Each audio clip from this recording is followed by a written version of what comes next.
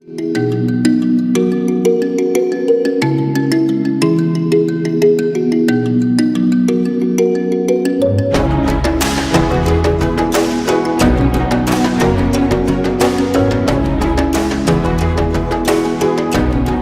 you for watching Inspired Conversations, Living the Legacy with Legends. My name is Unkarabile Mukoto and I am your host. Words have power to influence. You can either build or destroy with your words. It is King Solomon who said, "Life and death is in the power of a tongue." We have learned that even God have created all things through the power of his words. Maano Ramadwa is here on the show to help me to unpack this topic about power of words and to speak more about his book, Teach to Inspire. Mr. Ramadwa, thank you sir, for coming, and you are very welcome. Thank you very much. Yes. Thank you for having us here. You're welcome, sir. Yeah, it's a great day for us. Thank you, sir. Thank you. Now, let's just start from the beginning. Who is Mr. Ramadwa? Mr. Ramadwa is a village boy. I call myself a village boy, although I would not want people to call me a village boy as such. But I came from the villages. Limpopo province, a village called Mdluni Akutama. That's where I grew up. And I was raised there. Well, my father died when I was very young. I think I was in standard 5 or so. So the better part of my life, I was raised by my mother, who passed on somewhere in 2002. But I'm a teacher. So, and I'm a product of inspiration. Because when I was still at high school, I did not do things the way I should have done. So, in a way, I ended up letting the issues of life overtake me to a point where my grade 12, I finally got that certificate when I was 23 years old. And having worked in the farms, you know, somewhere in Hekport, I worked in a piggery farm, and it was there that something clicked. And then I had to go back. When I went back, I decided, at the age of 23, time still allowed me. I decided, no, let me rather go back to school, because my mother was pushing very hard for it. So I went back to high school, registered, and that story has turned out to what it is today. A very great story. Mr. Ramadwa, I just want to know, because, I mean, you are frequently now being used by SABC News, ENSA, Palapala FM, you know, City Press, you name them. And one will not know where you come from, as you have said. Yeah. But what actually inspired you to rise above the circumstances that you found yourself in? You know, I'm a person who does a lot of introspection. I do a lot of soul searching. You know, you can say I'm a very conscious man. I'm conscious because what I do always, whether I have done something and I feel like this was done right, but I still go back and say, but what could I have done to improve on that? So people also inspire me a lot. I look up to a lot of people. And I have also come to a point where I started discovering what my strengths are. And I'm scaling on my strengths because, you know, each and every one of us, and I say this on a frequent basis when I'm speaking at events and all that, it's like all of us are walking around with a little step. That step, when you sleep and it's there. When you wake up, you get into a taxi, you go around with it. But that step makes a difference when you start stepping on it. Until you step on it, you won't understand. But you can't step on it when you're not conscious.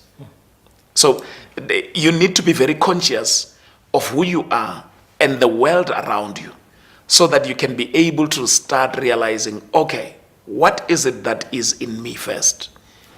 Am I really gifted with one thing?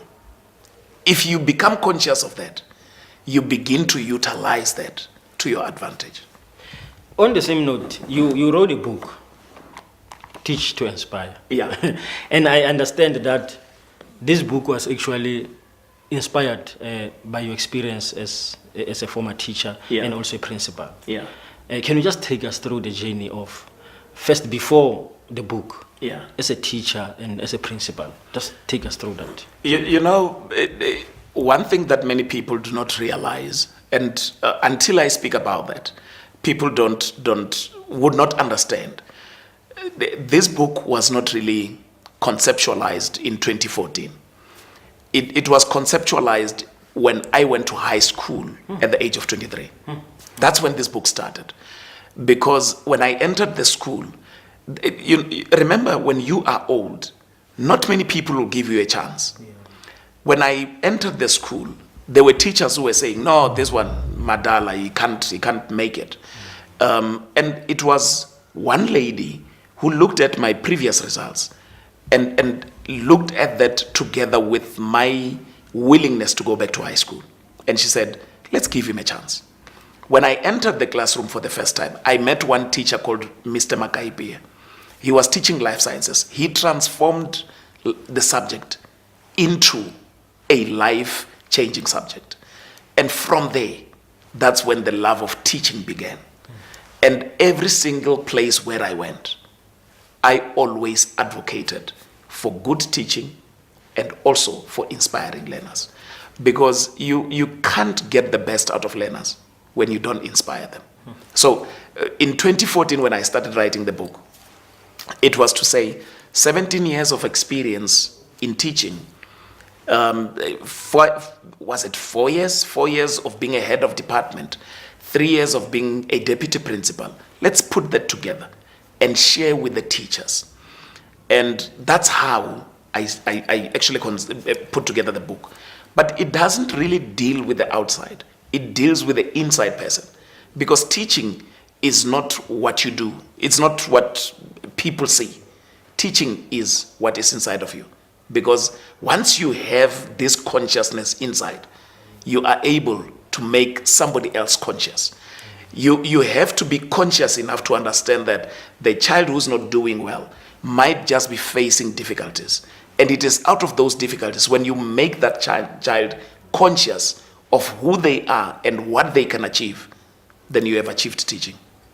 You know, you just remind me about one of the subjects that you touch in your book. Yeah. The importance of the language that the teachers uses. Yes. And you just mentioned that when you were at grade 12, some teachers said to you, this one cannot make it. Yeah. Until the other one actually encouraged you. Yeah. So I want us, actually, it brings us to our topic today about power of words. Yeah. I mean, we have seen currently, I think you know the story of an 18-year-old girl who just committed suicide, I think early this year. Yeah.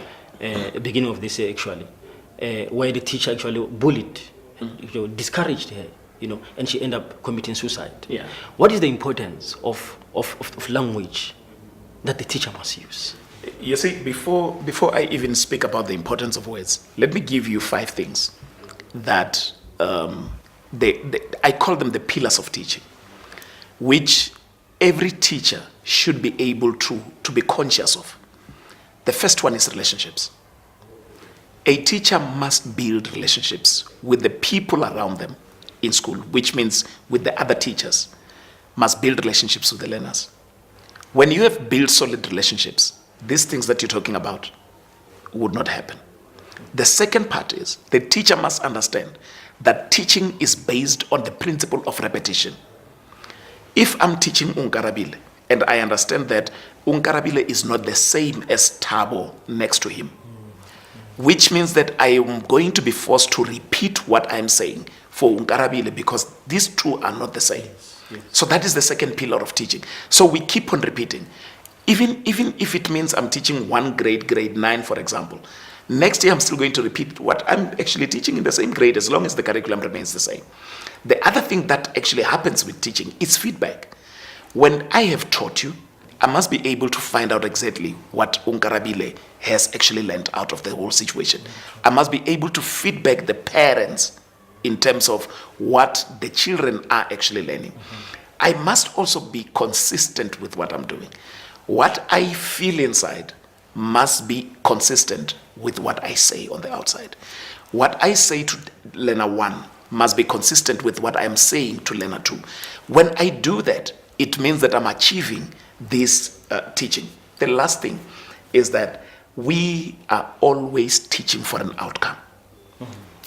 You cannot teach without receiving an outcome, because the person that you're teaching must be able to have an outcome. And the outcome, we see it every single year, but the ultimate outcome is when you have achieved your dreams and your goals at the end of your schooling career, whether it's at varsity and everywhere else.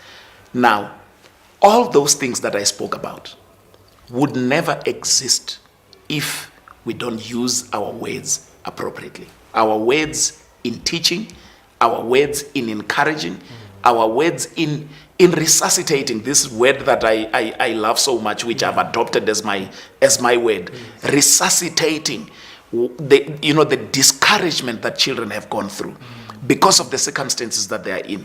The child is 18, has not really done very well, and then the teacher comes and says, you're useless. You don't know the state that that child is in at that particular moment. You say one word, you push the child to the edge. Now, it brings a question to me, Mr. Ramadwa. Like, these people that you're talking about, teachers, these are professional teachers, Yes. people who are qualified. Yeah. Now, don't they know, were they not taught at varsity about what you are saying now? Like, what's going on? What went wrong? You see, there are various platforms where teachers have been trained, have been taught, and all that. But you see, what I've realized over a long period of time is that this kind of trainings, sometimes they come to an end.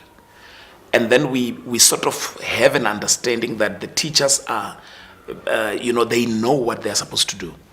But let me also share this with you. If you are driving every single day, you get used to the road, and you start making mistakes that are not expected of drivers. It doesn't mean that you have not been taught, but it simply means that the terrain where you're operating has now gotten used to you, and you have gotten used to it.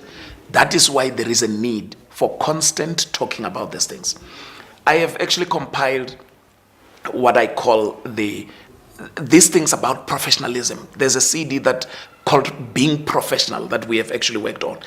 That we are talking about how teachers should conduct themselves, not only in the class, but also on the outside, because the profession itself requires that.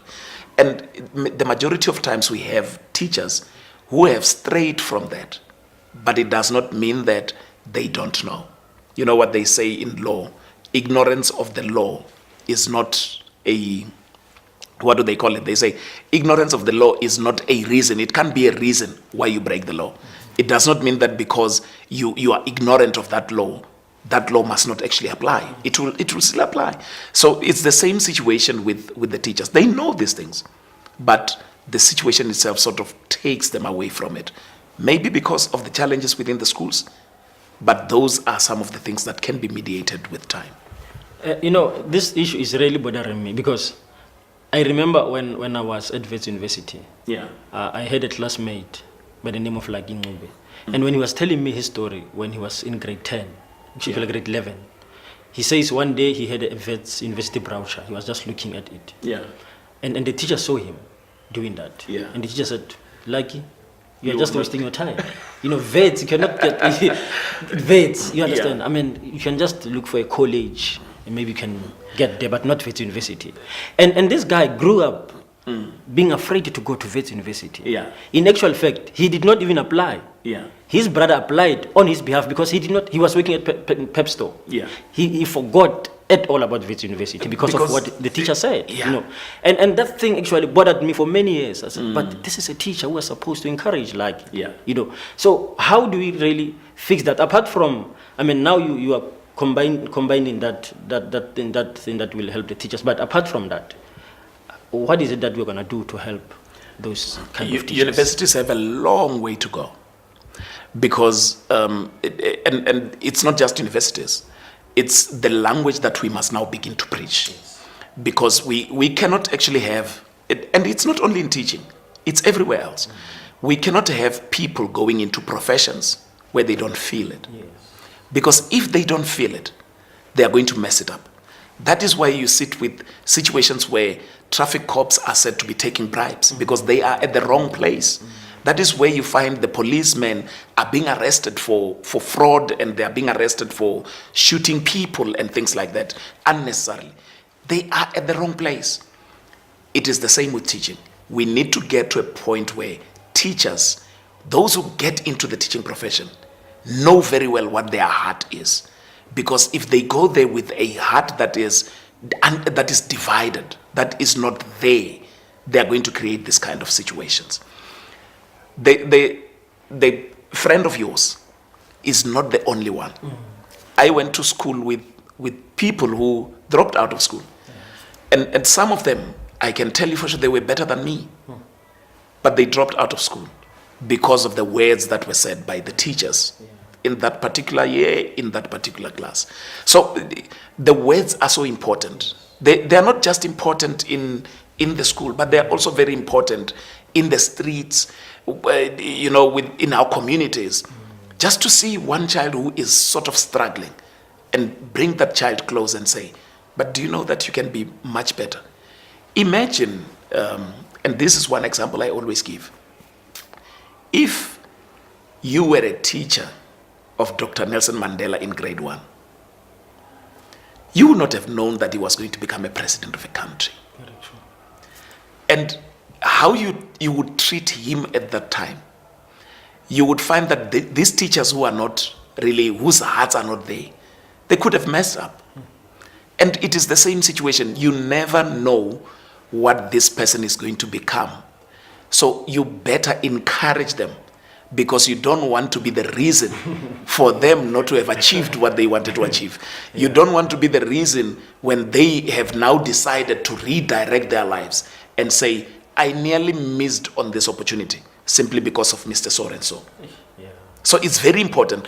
When I get into a class, even when I was still teaching, every single day I kept on reminding myself, Pella, amongst these children, there's someone who's going to run a multi-million rand company. Amongst these children, there's someone who might be a serious politician. Amongst these children, could be one man who might be my business partner at a later stage. Exactly. So I keep on reminding myself all this. Even when I do motivations with children, that's exactly what I look at. I go there knowing very well these are people and they are bound to evolve just as I have evolved. Mr. Ramadwa, let's talk about now the side of learners. Yeah. We're speaking about the side of teachers, the side of learners. Yeah. Let's say there are those teachers who are still doing that, Yeah. discouraging learners. As a learner, how do you then rise above those weights, and just avoid dropping out, avoid being discouraged like my friend who never actually applied to Wits University because of the words of a teacher? As a learner, how do you then fight for yourself? How do you then defend yourself? Two things. And these two things, we have also packaged them into CDs for learners. We are doing, through my education foundation, we are doing moves within the schools. We are going in and we have another event that we are going to have with learners from all the high schools within a particular area. We bring them in there and we talk to them about them. Two things. Have an identity. Know exactly who you are. If you don't know, build this identity. Secondly, take charge of your life. You see, if you have an identity, no amount of words would come from a teacher that will tell you something different. Very true. So even when the teacher throws it at you, you will be able to throw it back. But even though you are inspired, you have this identity, take charge of your life. You need to understand exactly what is around you. You need to make sure that what is around you is conducive enough to make you create this person that you want to create. You need to also understand that, and that doesn't just come from anywhere. It comes from introspection. You remember what I spoke about in the beginning. Yes. It comes from introspection. And I always say to children, if you want to introspect very well, stand by the gate of your home and look at what is inside. If you see something good, then you must know that your parents have done well. So you must emulate. If you see something not so inspiring, you must know that your parents have been challenged. So you must do much better than they have done. When you go into the room, you must look at your own private space. If you find a bed, you must know that your parents are trying their best. If you find there is no bed, you must know that you must work harder to buy that bed. So you must take charge of your life. If you don't do that, everybody else, you took charge of your life. Everybody else who has done something worthy to mention, they had to take charge of their lives. Let's go back to identity. You said if you don't know identity, then you have to build up. How do you build your identity? You build your identity by looking at other people. Everybody has an inspiration. Pick somebody else that inspires you. Try to learn about them, where they come from, and so forth. But also, don't look down upon things that you were doing when you were still growing up. I'm sure the fact that you're an author did not start today. Yeah. It started some time ago, but it was very informal. And I want people to trace their steps backwards so that they can go back to 7 years old, 8 years old, and realize exactly what you were doing and start building on it. I want us to go to parents, Mr. Ramadwa, because you actually said it that this thing does not only apply to teachers. Yeah. Even parents, there are parents who discourages their children. Yeah. When the child goes to school already, when Mr. Ramadwa is trying to teach, the child already is discouraged because of what the parents said. Yeah. So how do you then encourage parents, especially, to actually know the power of weights when it comes to your children? Yeah. It's not an easy thing, but it's something that can be learned. A lot of parents are discouraging, that is true. And what discourages them to discourage their children, it's simply because of their own situations. Some of them are feeling like the world did not do them very well. And as a result of that, they become angry and despondent, and they end up adopting this belief that in their family, nobody else would be able to become something big. But here is what I always say. Parents must realize that they must model good behavior. There is nothing that is so inspiring than when there is no money at home, but the behavior of a parent is great. There is nothing that is so inspiring to a child than to see the mother who is working hard, but who also shares to say, do you know why I'm working this hard? I'm working this hard so that you can get something great. Those words will keep on ringing into the child, and they will find space. There are certain things that parents do that they are not supposed to do in front of children. Let them minimize that. In my book, 10 Deadly Spirits, I discourage parents about initiating children into bad behavior. A parent does not come home on time, but expect the child to come home on time. Who will monitor who there?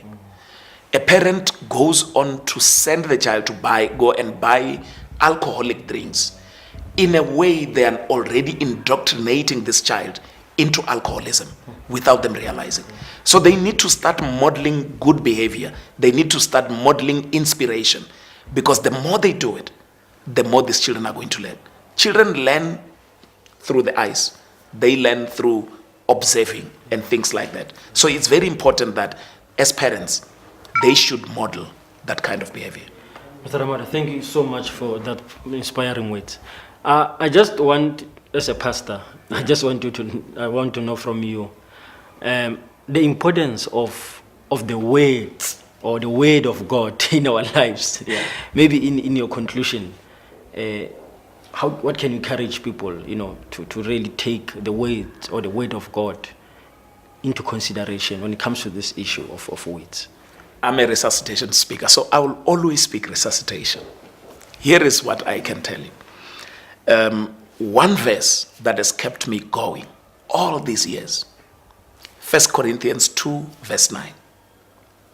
What no eye has seen, no ear has heard, and no human mind has ever been able to conceptualize what God has prepared for those who love Him. It's not just for everybody. It's for those who love Him. Yeah. Now, don't count people out, because you don't know what God has prepared for them. Yes. Don't count yourself out, because you don't know what God has prepared for you. All you need to do is just live with this hope, because this scripture simply says you have a better chance of becoming that which you don't even know yourself. Yes. And that is the best that has kept me going. Oh, I'll say amen for that. Now, Mr. Ramadwa, if people want to get hold of you, they want to know more about your books, Teach to Inspire, Restart, 10 Deadly Spirits, and then there are two more books that are coming, And you said... And there are many CDs that we have actually, So if people want to really get hold of your stuff, where can they find you? The first call would be my website, www.maanospeaks.co.za. On the website, they are able to send me messages, so they can send their orders from there. Or they can send an email, mr@maanospeaks.co.za. mr@maanospeaks for orders. But for bookings, for speaking engagements, there is an email dedicated for that, bookings@maanospeaks.co.za. Otherwise, I am there on Facebook, I am there on Twitter, I am there on any social media platform. They can get hold of me from the inboxes. I do receive a lot of inboxes as Maano Ramadwa and Maano Speaks. And somewhere they would find me as the resuscitation speaker. On Twitter, it's resuscitation_speaker. And on Instagram, it's resuscitation speaker. And they can also call me on 011. No, 079-826-9403. Yeah. Mr. Ramadwa, thank you so much, sir. Thank you very, very much for coming. Thank you. You have taught us, you have encouraged us, you have motivated us. And I just want to say thank you and all the best. Thank you. For whatever you are doing, just continue inspiring. Teach to inspire. Amen. I love that one. So just continue to teach and to inspire. And I believe that the world will be a better place. Amen. Thank you, sir. Ladies and gentlemen, you are watching Inspired Conversations, Living the Legacy with Legends. That was Mr. Ramadwa, who said we must be careful of the words that we use. Teach to inspire. Don't teach to discourage, but teach to inspire. My name is Unkarabile Mukoto, and I'm saying to you, let's meet next week, same time, same place, on Global Conference TV. The journey continues.